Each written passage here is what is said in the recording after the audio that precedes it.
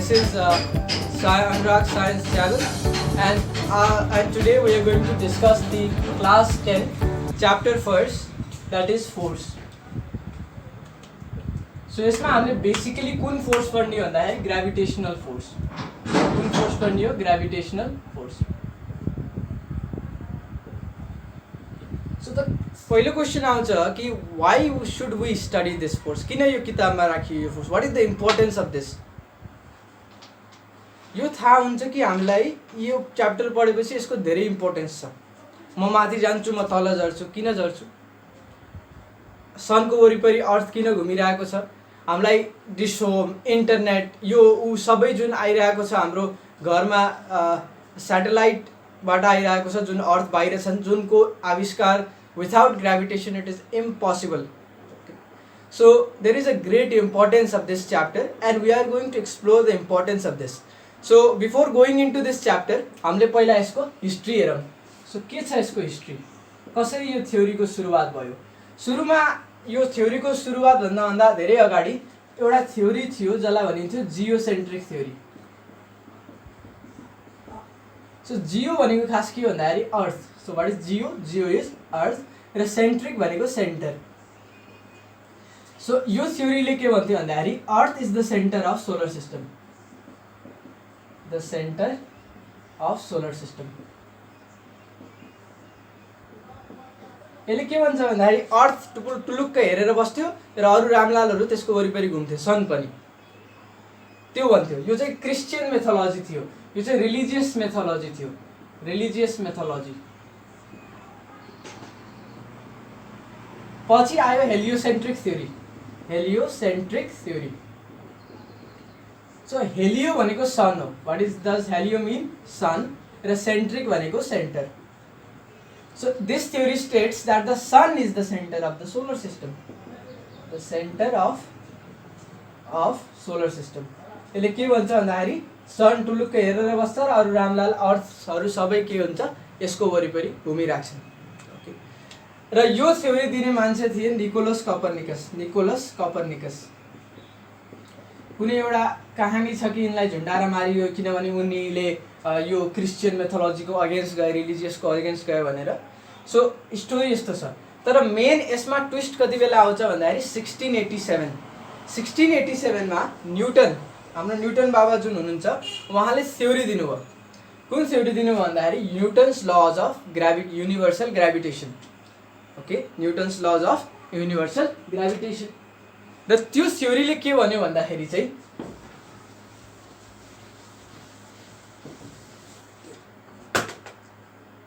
every object attracts each other with a force directly proportional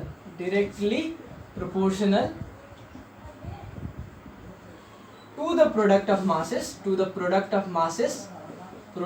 masses and inversely proportional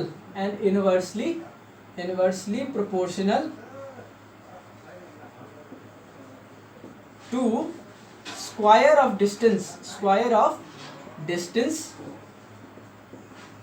between the centers, between the bodies भने हैन मैले between the centers. यसमा धेरै numerical बनाउन सकिन्छ. So यहाँ हेरेर बस्ने यो पोइन्टलाई एकदम ध्यान दिने. सो यसले के भन्छ खास न्युटन्स ल अफ युनिभर्सल ग्रेभिटेसनले के भन्छ भन्दा यदि एउटा बडी छ, कुनै मास m1 छ र अर्को बडी छ m2 छ भने यिनीहरूको बिचमा जहिले पनि एउटा एट्र्याक्टिभ फोर्स हुन्छ. न्युटन बाबा बसिराख्नु भएको थियो तल रुख मुनि. अहिले कोरोनाको सिजन छ, त्यति बेला प्लेगको सिजन थियो, त्यस्तै महामारी लागेको थियो. मजाले सोचेर बसिराख्नु भएको थियो. फोर्स मासको बिचमा फोर्स त हुनुपर्छ. कस्तो फोर्स हुनुपर्छ? त्यही बेलामा भनिन्छ एउटा एप्पल आएर टङरङ्ग टाउकोमा खस्यो अनि उनले सोचे yes there is an attractive force. अब त्यसपछि मेजरमेन्ट गर्न थाले र थाहा पाए कि एफ जुन फोर्स छ त्यो चाहिँ माससँग डिरेक्टली प्रोपोर्सनल छ. बुझ्यो? Yes. So force is directly proportional to mass भनेको फोर्स र मास साथी हुन्. एउटा बढ्दा अर्को बढ्छ, एउटा घट्दा अर्कोले घट्छ। मतलब मास बढ्यो त फोर्स घट्यो, सरी मास बढ्यो त फोर्स बढ्यो, मास घट्यो त फोर्स घट्यो। अब एउटा मात्रै मासको बिच त एट्र्याक्सन हुँदैन, दुईटा मास चाहियो भनेपछि एफ एउटा मासलाई m1 मानौँ, अर्को मासलाई m2 मानौँ। सो उनले के भने फोर्स जुन छ m1 र m2 मा प्रोपोर्सनल छ, दुईटा मासको बिचमा प्रोपोर्सनल छ। मानौँ यो बडीको सेन्टर यहाँ छ, यो बडीको सेन्टर यहाँ छ र यो दुईटा सेन्टरको बिचको दूरी छ d भने f जुन छ त्यो चाहिँ 1/(d) छ, d स्क्वायर छ। के हो d स्क्वायर भनेको? खास इन्भर्सली प्रोपोर्सनल भनेको के हो? दुश्मन हुन्। एउटा बढ्यो भने अर्को घट्छ, अर्को बढ्यो अर्को घट्यो भने अर्को बढ्छ। मतलब डिस्टेन्स बढ्यो फोर्स घट्यो, फोर्स बढ्यो डिस्टेन्स घट्यो। ओके, नाउ यसमा हामीले यसलाई सबैलाई कम्पाइल गर्ने भने, सबैलाई कम्बाइन गर्ने हो भने के थाहा पाइन्छ भन्दाखेरि एफ जुन छ directly proportional to m1 m2/d square, अनि यसलाई र यसलाई मल्टिप्लाई गरिदिएको। ओके, नाउ यो एउटा हाम्रो फर्स्ट इक्वेसन बन्यो र यसलाई अब हामीले फर्दर यो सारियो सबैले please note it. Okay,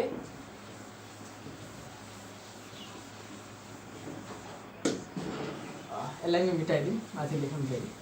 so के भने उनले कि फोर्स जुन छ यो directly proportional to m1, force जुन छ यो directly proportional to m2, force is inversely proportional to d square र 1 यसलाई 1 मानौँ, यसलाई 2 मानौँ, यसलाई 3 मानौँ, यिनीहरू तिनटालाई मल्टिप्लाई गरेर के पाइयो? f is directly proportional to m1 m2/d square. र फिजिक्समा जहिले पनि यो प्रोपोर्सनल साइनलाई हटाउनु छ भने एउटा कन्स्टेन्ट राख्नुपर्छ, प्रोपोर्सनल साइनलाई हटाएर इक्वल टु राख्नु छ भने हामीले के गर्ने? f इक्वल टु एउटा कन्स्टेन्ट के मान्दिउँ है यो ठाउँमा, पछि यसको नाम जे पनि राख्न सकिन्छ हामीले m1 m2/d स्क्वायर। कन्स्टेन्ट भनेको के? कन्स्टेन्ट भनेको जस्तै 1 कन्स्टेन्ट हो, 2 कन्स्टेन्ट हो, 3 कन्स्टेन्ट हो, तर जस्तै टेम्परेचर भनेको कन्स्टेन्ट हुँदैन। मतलब t भनेको कन्स्टेन्ट होइन, किन? अहिले 35 डिग्री छ, पछि 30 डिग्री होला, पहिले पछि 27 डिग्री होला। So temperature is not a constant. Constant भनेको एउटा पर्टिकुलर नम्बर भनेको 1 कहिले चेन्ज हुन्छ? हुँदैन। 2 कहिले चेन्ज हुन्छ? हुँदैन। त्यस्तै एउटा कन्स्टेन्ट हो। So force equals to k m1 m2/d square र यो कन्स्टेन्टलाई ग्रेभिटेसनल कन्स्टेन्ट भनेर नाम राखियो र त्यसपछि यसलाई g को रूपमा डिनोट गरियो, g को रूपमा डिनोट गरियो। र न्युटनले यो नियम त थाहा पाए, 1687 को कहानी थियो यो, ठीक छ। सो 1687 को कहानी थियो, उनले यो मेजरमेन्ट थाहा पाए। तर प्रब्लम के थियो भन्दाखेरि यसको भ्यालु नै निकाल्ने र यसको भ्यालु निकाल्नु एकदमै गाह्रो कुरा थियो र यसको भ्यालु निकाल्ने साहस देखाए हेनरी क्याभेन्डिसले। So Henry Cavendish gave the, so what is g? g is universal gravitational constant र यसको भ्यालु हुन्छ 6.67 इन्टु 10 को power -11 newton metre square per kg square. यो घोकाउँदिन है, यो चाहिँ घोक्न पर्दैन, यो चाहिँ थाहा हुनुपर्छ। यो भ्यालु एकदम सानो भ्यालु, हेर्दाखेरि चाहिँ ठुलो देखियो, no it is a very small value. 6.67 0.0000 11वटा 0 पछि 6.67 राखेर यो भ्यालु आउँछ भनेपछि कति सानो होला यो चिज। सो सबैले भन्छन् कि ग्रेभिटेसनल फोर्सलाई सुपर ग्लू भनेर, म भन्छु कि यसलाई weakest glue. Not, it is not a super glue, it is a weakest glue. किन भन्दाखेरि जस्तै मैले एउटा एक्सपेरिमेन्ट गरेर देखाउँछु है त। सो कुनै एउटा अब्जेक्टलाई यसरी तल फाल्यो भने ग्राभिटीले तान्छ र यो तल झर्छ, किनभने अर्थले यसलाई तानिराख, त्यही भएर तल झर्छ। अब जस्तै यही मार्कर छ, मैले यसलाई तल एकदम धेरैले तान्यो भने यो तल जान्छ र माथि कमले तान्यो भने यो तलै जान्छ। तर माथि धेरैले तान्यो भने र यो तल कमले तान्यो भने माथि नै गइराख्छ। सो यस्तै हो। अब मैले एउटा म्याग्नेट लिएँ, एउटा सानो म्याग्नेट लिएँ है त, धेरै राम्रो म्याग्नेट छैन, त्यही पनि काम चलिहाल्छ। र यो एउटा मेटल लिएँ, यो मेटललाई अर्थले तल तानिरहेको छ, थाहा रहेछ, र यो म्याग्नेटले यो मेटललाई माथि तान्छ। ल, यो माथि नै रह्यो भनेपछि अर्थले तानेको कम भयो, यसले धेरै तानिदियो र यसले देखाउँछ कि ग्राभिटी कति विक हो। एउटा राम्रो बच्चाले बुझिसक्यो, हाँ एउटा यत्रो ठुलो अर्थले जति फोर्स लगायो, यत्रो जति एउटा अर्थ 6 × 10 को पावर 24 केजी जुन अर्थ छ, त्यत्रो मासलाई एउटा यत्रो पिटले, छोटा बम बडा धमाकाले जित्दियो भनेपछि ग्राभिटी के छ? एकदमै विकेस्ट फोर्स छ। Gravity is a very very week force. किन? केले गर्दा विक भयो यस्तो? यसले गर्दा। किन हरेक फोर्सलाई यसले यो जति होस् यसलाई जीले मल्टिप्लाई गर्छ र जीको भ्यालु एकदमै सानो छ भनेपछि एफको भ्यालु नि धेरै सानो हुन्छ। तर यदि मास एकदम ठुला ठुला भए अर्थ सन भने यसको भ्यालु के हुन्छ एकदम ठुलो हुन्छ र हामीले एकदम कन्सिडरेबल इफेक्ट देख्न सक्छौँ कि अर्थ सनको वरिपरि घुमिरहेको छ। ओके, र यो मेजरमेन्ट गर्ने मान्छे थिए Henry क्याभेन्डिस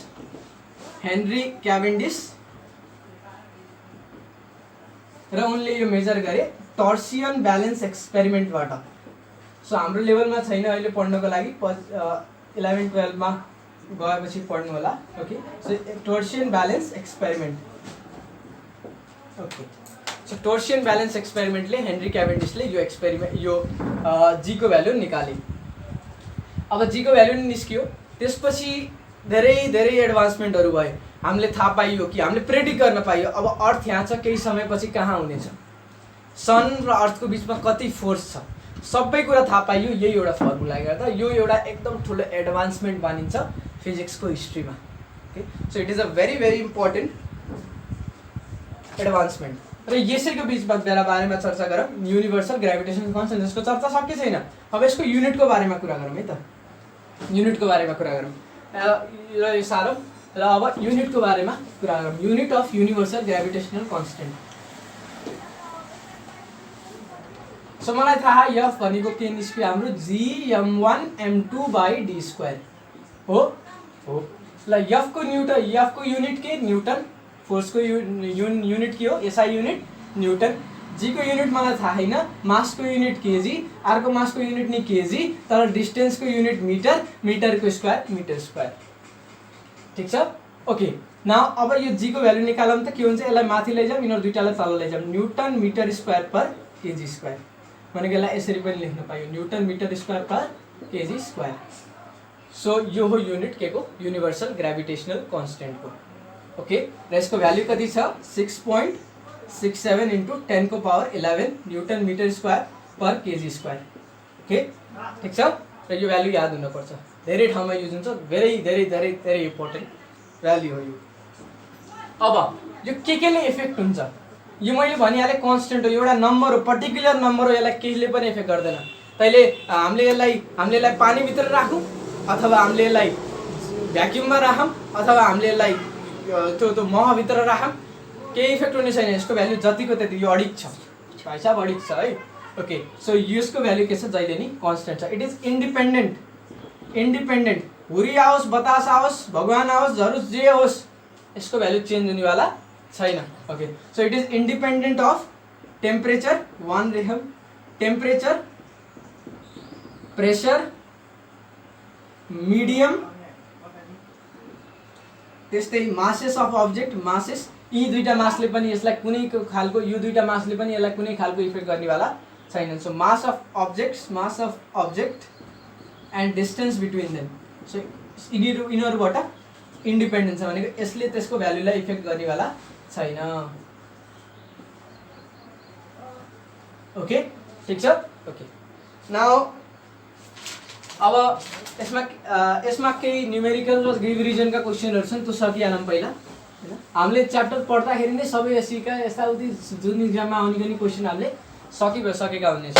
okay, so the first question is, एउटा मास छ 50 केजी, सरी अलि धेरै नै लियौँ, 1000 केजी, र अर्को मास छ 500 केजी, 500 केजी। यसको रेडियस छ 2 मिटर, यसको रेडियस छ 3 मिटर। ठिक छ, र यो दुई यति दूरी छ कति भन्दाखेरि 10 मिटर, जे लिने हुन्छ डाटा। ल एउटा क्वेसन बन्यो यहाँ। सो यसले सोध्छ कि what is the force between this two object, what is the force between this two masses के हो यिनीहरू दुईटा मासेसको बिचको फोर्स। अब फर्मुलामा जाऊँ भाइ साहब, फोर्सको फर्मुला मैले पढेको, F = gm1m2/d², यही हो फर्मुला। सो यसमा हामीले भ्यालु राख्ने हो। सो m1 भनेको कति छ 1000 केजी। सो g को भ्यालु राखिहालौँ पहिला। g को भ्यालु के हो 6.67 × 10⁻11 इन्टु m1 भनेको कति छ 1000, m2 भनेको कति छ 500 र बाई d²। अब यहाँ हेरौँ है त। ओके, सो d² को भ्यालु के हुन्छ 10 को स्क्वायर हो। अरे रामलालो यो हेर यो रङ छ, दिस इज नट ट्रु। ए मैले के भनेको थिएँ, डी भनेको के हो, it is the distance between the centre. यो पुरा दूरी चाहियो मलाई, किन अब यो दुईटा, यो दूरी 2 मिटर छ, यो दूरी कति छ 3 मिटर, भनेपछि टोटल डी को भ्यालु कति छ 10 + 3 + 2 कति हुने भयो 15। सो 15 को स्क्वायर। ओके सो अब यसको भ्यालु कति आउँछ, क्याल्कुलेटर ल्याउनु दिनुहोस् त। ओके सो यसको भ्यालु निकालौँ, 6.67 × 10⁻11 × 5 lakhs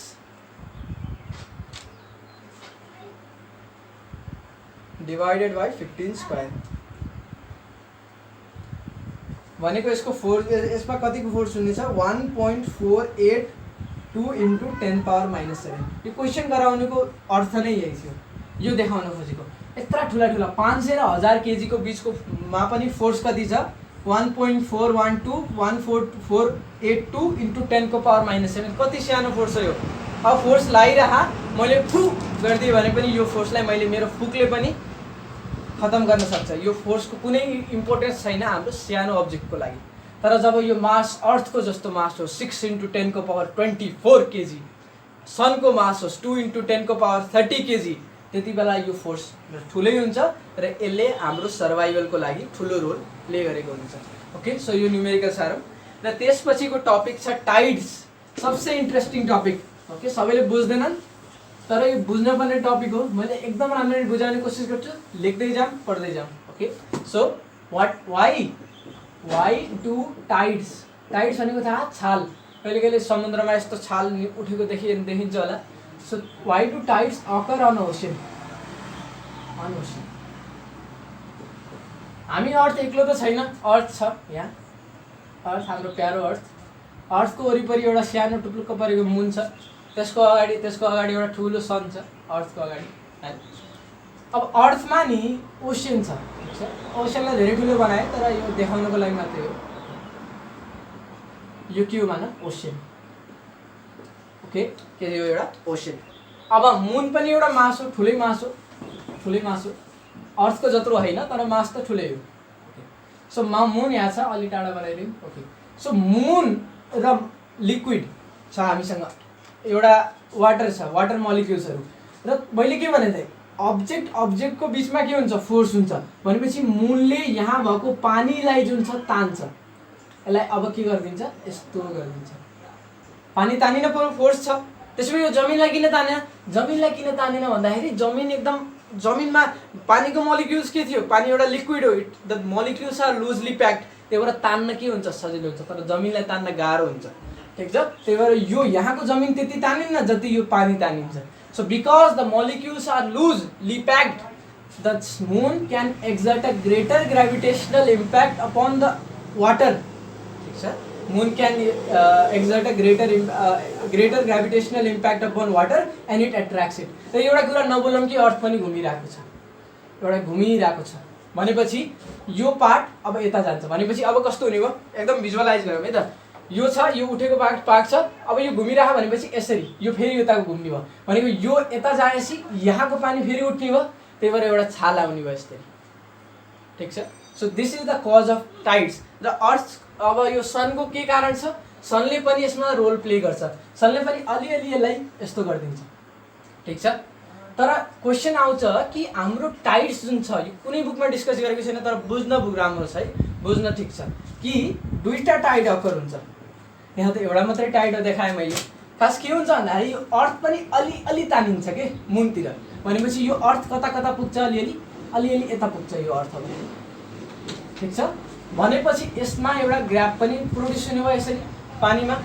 okay so to tides, okay sorry तो यहाँ पनि अलि ठुलो ग्याप हुने भयो, त्यही भएर दुईटै ठाउँमा के हुने भयो टाइड प्रोड्युस हुने भयो, छाल प्रोड्युस हुने भयो। सो यसलाई एन्सर कसरी गर्ने भन्दा why do tides occur in the ocean, due to gravitational force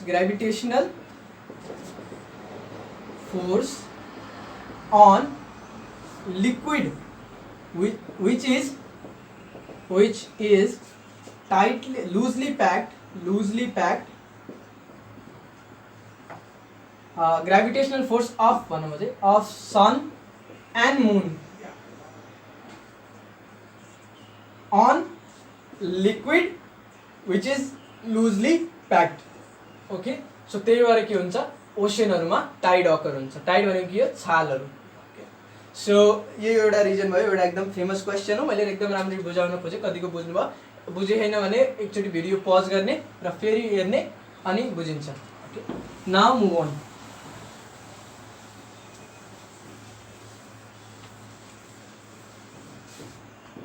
so अब हाम्रो के टपिक छ भन्दाखेरि सो न्युमेरिकलहरू गरिसक्यौँ। अब एउटा क्वेसन छ, यो बुकहरूमा त आउँदैन तर यो बुझ्न राम्रो छ है। Why the bodies are spherical. यो सन किन स्फेरिकल छ? Bodies are spherical. Spherical sphere र सर्कलमा फरक बुझ्नुपर्छ है। फुटबल एउटा स्फियर हो, यो हातमा बनाएको मैले एउटा के हो सर्कल। ओके, सर्कल फ्ल्याट हुन्छ, स्फियर के हुन्छ गोला हुन्छ पुरा। ओके, सो सन पनि स्फियर छ, अर्थ पनि स्फियर छ, मुन पनि स्फियर छ। किन छ यस्तो स्फियर? किन हुन पर्यो स्फियर? केही रिजन त होला, छ रिजन। अब तपाईँले एउटा मैले जे भन्छु एउटा कुराहरू ल मानौँ यो के छ एउटा इरेगुलर मास छ यसरी, ठिक छ। अब यहाँको मासले यहाँको मासलाई एट्र्याक्ट गर्छ किन, यसरी तान्छ कि तान्दैन? अब एउटा माटोको डल्ला लिगौँ भाइ साहब, अनि त्यो माटोको डल्लालाई सबैतिरबाट इक्वल फोर्सले थिचौँ त बन्छ एउटा स्फियर, अरू केही भन्दैन। भनेपछि यता यो मासले अरू सबै मासलाई के गर्यो आफूतिर तान्यो, ठिक छ, आफूतिर तान्यो। त्यही भएर अब त्यसपछि बन्न पर्ने के चिज हो एउटा स्फियर बन्छ नै।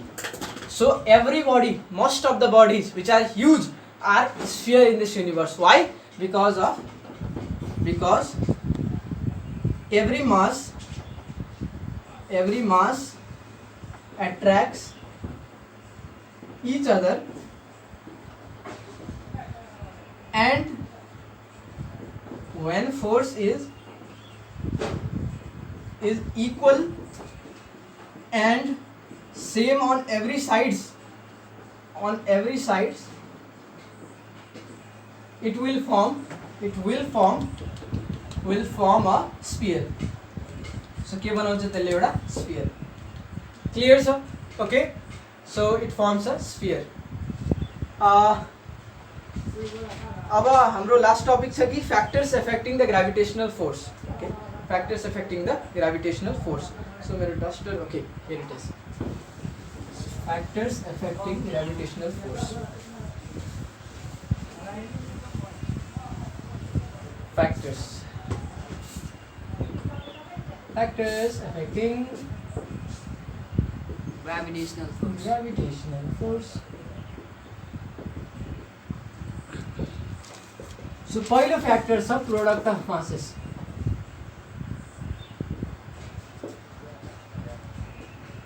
सो ए पहिलो केस गरौँ कि मासलाई डबल गर्दै, mass of body is double, mass of both body are double.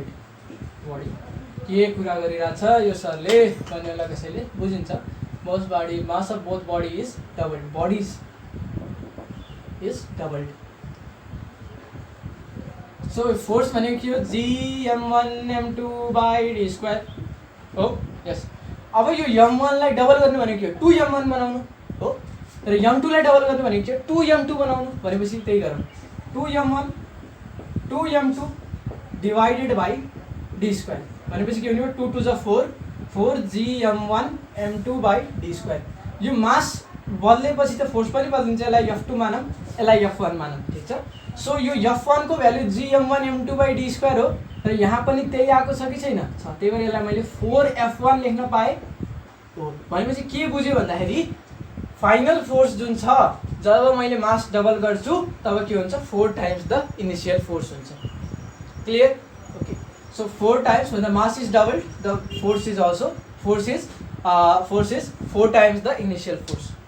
So second case चाहिँ के छ भन्दाखेरि distance between the bodies.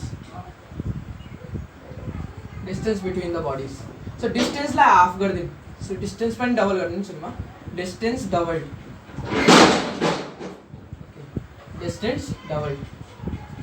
भूकम्प आयो भने होला कसैले केही आएको छैन है, नडराम। ओके, सो gm1m2/d² फर्मुला यही हो। अब f2 भनेको के हो डिस्टेन्सलाई डबल गरिदिए, त्यही भएर m1 m2 बाई 2d को होल स्क्वायर हो 2d को होल स्क्वायर पहिला माथि लेखौँ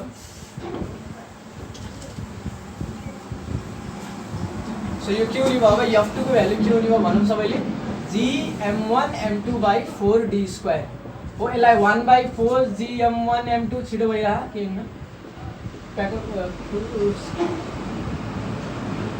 एकअर्कालाई फलो गरौँ so 1/4 g m1 m2 by d square भनेको f1 हो यो यति भ्यालु हो भनेपछि यसलाई के गर्न पाए 1/4 f1 लेख्न पाए सो डिस्टेन्सलाई डबल गर्ने भने के हुँदो रहेछ भन्दाखेरि फोर्स के हुन्छ 4 गुना घट्छ 1/4 भनेको डिस्टेन्स बढाउँदा के रहेछ फोर्स घट्छ भाइ साहब र अब यसलाई अर्को केस मानौँ कि डिस्टेन्सलाई डबल गर्नको साट्टा डिस्टेन्सलाई आधी गर्ने त त्यसले के इफेक्ट पार्छ distance is half distance is half आधा गरौँ भाइ साहब के हुँदो रहेछ ओके सो f1 भनेको के छ g m1 m2 by d square f2 भनेको के हुन्छ g m1 m2 by d by 2 को होल स्क्वायर हो डिस्टेन्स आधा गरे नि सो यो के हुने भयो g m1 m2 by d square by 4 हो त्यसपछि 4 g m1 m2 by d square हुने भयो यसरी र यो भनेको यो f1 हो कि हैन हो भनेपछि यसलाई के लेख्न पाए f1 के भयो अरे हेरौँ जे पढेको सबै त्यही युज गरेको छु ओके सो f4 f1 भनेपछि डिस्टेन्स घटाए त फोर्स के भयो 4 गुना बढ्यो त्यही भन्छ नि f is inversely proportional to d स्क्वायरले d लाई 2d बनाउँ त 1/4 d स्क्वायर आउँछ नि त्यही भएर फोर्सलाई 4 गुना गयो भने डिस्टेन्स 2 गुना घट्नै पर्छ डिस्टेन्स 2 गुना घट्यो भने फोर्स 4 गुना बढ्नै पर्छ नियम हो भाइ साहब यो सृष्टिको ठीक छ ओके सो आजको लागि यति गरौँ so carry on with your studies let's meet in another video यसको नोट बनाऊँ रिभाइज गर्दै गरौँ thank you very much and यदि यो भिडियो राम्रो लाग्यो भने प्लिज सेयर गरिदिनुहोस् okay and let's learn thank you